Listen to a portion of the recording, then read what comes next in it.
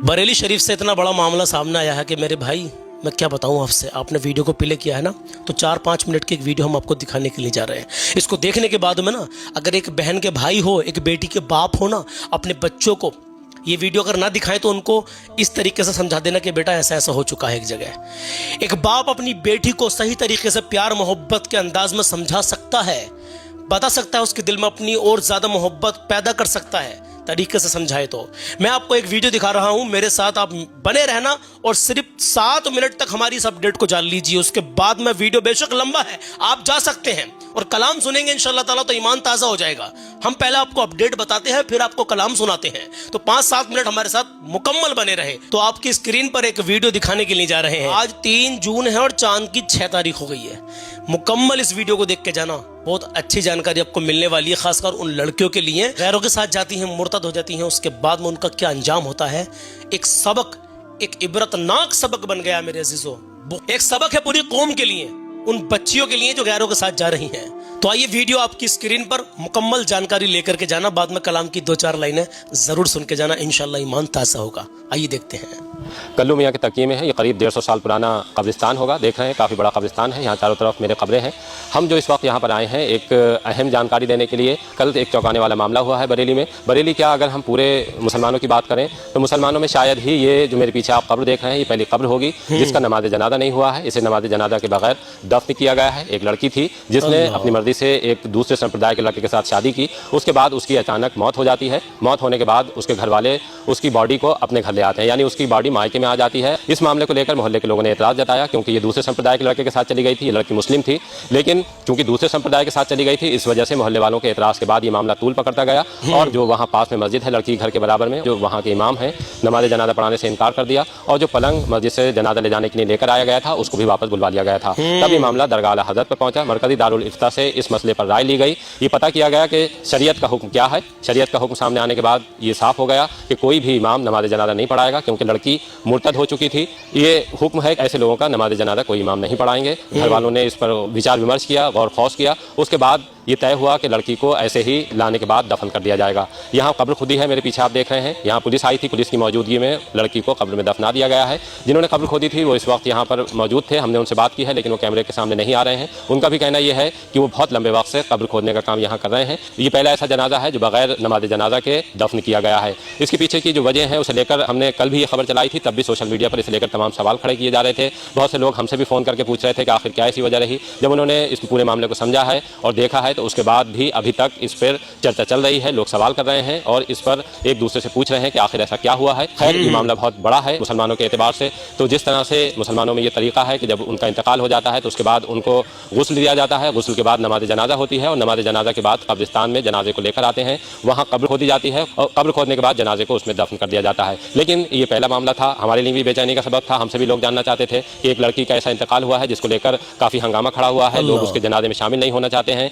उसके पीछे की वजह क्या है। तब हमने ये वजह तो साफ कर दी थी कि लड़की इस तरह से एक दूसरे संप्रदाय के लड़के के साथ शादी कर चुकी थी, उसकी अचानक मौत होती है और मौत के बाद उसके घर वाले यानी उसके मायके में उसके जनाजे को ले आया जाता है, इस वजह से कि उसको दफनाया जाएगा। लेकिन जब विवाद खड़ा हुआ और इस पर तमाम सवाल आए, तो उसके बाद ये मामला कानून शरअ जानने के लिए मरकज़ी दारुल इफ्ता दरगाह आला हज़रत गया था। हमने वहाँ जो मुफ्तियान कराम हैं उनसे भी बात की, तो उनका भी इतना ही कहना है इस मामले में कि हमने जो घर वाले आए थे उनको हुक्म शरअ से वाकिफ़ करा दिया है। अब बाकी ये उनका काम है कि उस पर क्या करते हैं। हमारे साथ चश्मदीद भी हैं जिन्होंने कल इस जनाजे को आते हुए देखा है पुलिस की मौजूदगी में, और फिर इस लड़की को इस कब्र में दफन होते हुए देखा है। उनसे जानते हैं कि कल किस तरह से यहाँ पे जनाजा आया है और उन्होंने क्या देखा था। मेरा नाम फरमान खान है। फरमान भाई, यहाँ आपका फरमान खान जी, मेरा यहाँ सामने ही कब्रिस्तान के तंबाकू का गोदाम है और वहीं मैं बैठा हुआ था जिस टाइम की करीब 5 बजे के टाइम लमसम ही जनाजा आया, 4 से 5 बजे के टाइम। तो उसमें एक तो पब्लिक की संख्या बहुत कम थी, फिर पता चला कि ये ऐसे कम से कम 10 से 12 लोग उसको जी घर घर के लोग थे। उसके अलावा कुछ दोस्त संग में पुलिस थी। ऐसा पहला जनाजा था जिसमें आपने देखा कि अक्सर देखते होंगे जनाजे, लेकिन उसमें भीड़ बहुत कम थी। जी, इसी अभी तो माथा ठंडा कि इतनी पब्लिक कम क्यों, पुलिस क्यों। तो पता चला कि इसने किसी दूसरी संप्रदाय के लड़के से शादी करी, इस चक्कर में कोई मोहल्ले वाला इनके साथ नहीं है और ना ही इनकी नमाज जनाजा हुई है। बहुत कम लोगों की संख्या में आके जनाजा यहाँ दफन हुआ है। आपकी कितनी उम्र होगी? मेरी उम्र करीब 38 साल है। आज तक मैंने तो नहीं सुना, क्योंकि मुझे यहाँ पे बैठे हुए भी 15 साल हो गई लगभग इस एरिया में आए हुए। कोरोना तक के जनाजों में नमाज जनाजा होने के बाद दफन हुए। ये पहला ऐसा जनाजा है जो बिना नमाज जनाजा के दफन हुआ है। तो पुलिस पहला जनाजा है। ज़्यादा फोर्स थी क्या? नहीं, 2 दरोगा थे, एक लेडी सिपाही थी। उनसे कोई बातचीत हुई थी? उनसे बातचीत हुई तो उन्होंने बताया कि थाने में कुछ लोग पहुंचे, फिर उसका विरोध कर रहे थे, दफन करने का, ये वो कि दूसरे संप्रदाय का मामला। इस चक्कर में हमें इंस्पेक्टर साहब ने भेजा है कि आप जाके वहाँ पे जनाजा दफन कराएं और वहाँ के आसपास के लोग विरोध नहीं करते। हम इस वक्त रिजाल सिद्दीकी साहब के साथ हैं, जिन्होंने अब तक न जाने कितने लोगों को गुस्ल दिया होगा और तदफीन में शामिल रहे हैं। जो लावारिस जनाजे होते हैं उनकी तदफीन भी आप ही करते हैं, और एक बड़ा नाम है इस बेल्ट का कि जिन्होंने अब तक बहुत से जो सुपुर्द खाक हैं उनमें हिस्सा लिया है और लोगों को इंतकाल के बाद घरों से कब्रिस्तान तक पहुँचाया है। हम उनसे जानते हैं कि उन्होंने अपनी ज़िंदगी में कभी कोई इस तरह का वाक़या सुना है कि बग़ैर नमाज जनाजा किसी को कब्र में दफनाया गया है।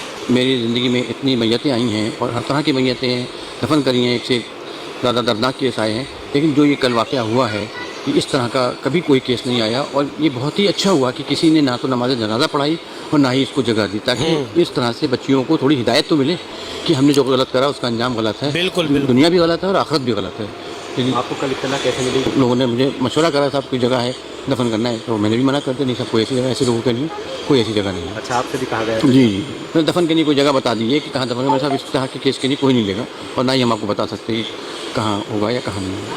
रिजाल में कितने वक्त से आप लगे होंगे इस काम में? ये साहब मुझे करीब 30-35 साल हो गए लावारिस मैयतों को दफीने में, और नॉर्मल मैयतों को भी गुस्ल वगैरह के उसमें जाना रहता ही है, और अल्लाह खामोशी से काम करा रहा है और काम चल रहा है। लेकिन इस तरह का केस की लाइफ में कल पहला सुनने को मिला।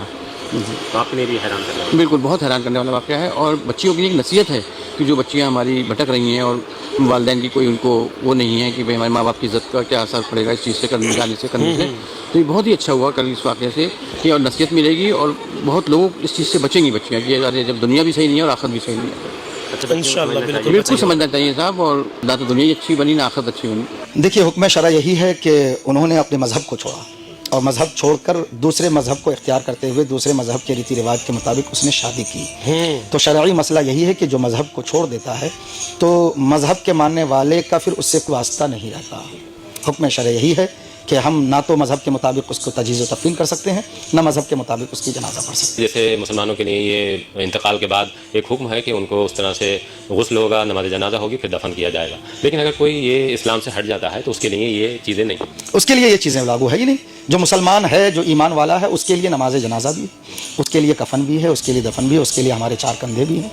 जो हमारा मज़हब हुक्म देता है उस मज़हब के मुताबिक बड़ी इज़्ज़त के साथ ईमान वालों को हम कब्रिस्तान बड़ी इज्जत के साथ ईमान वालों को हम कब्रिस्तान पहुंचाकर उनको दफन किया करते हैं, बड़ी इज्जत के साथ। लेकिन जिसने ईमान को ही ताक में रख दिया हो तो फिर उसके साथ तो भाई ऐसा ही होगा, जैसा कि अभी आपने वीडियो में देखा। मैं गुजारिश करूंगा अपनी उन तमाम बहनों से कि ऐसा कदम उठाने से पहले 1000 बार सोचिए। आपकी दुनिया भी बर्बाद हो रही है और आपकी आखिरत तो बर्बाद है ही।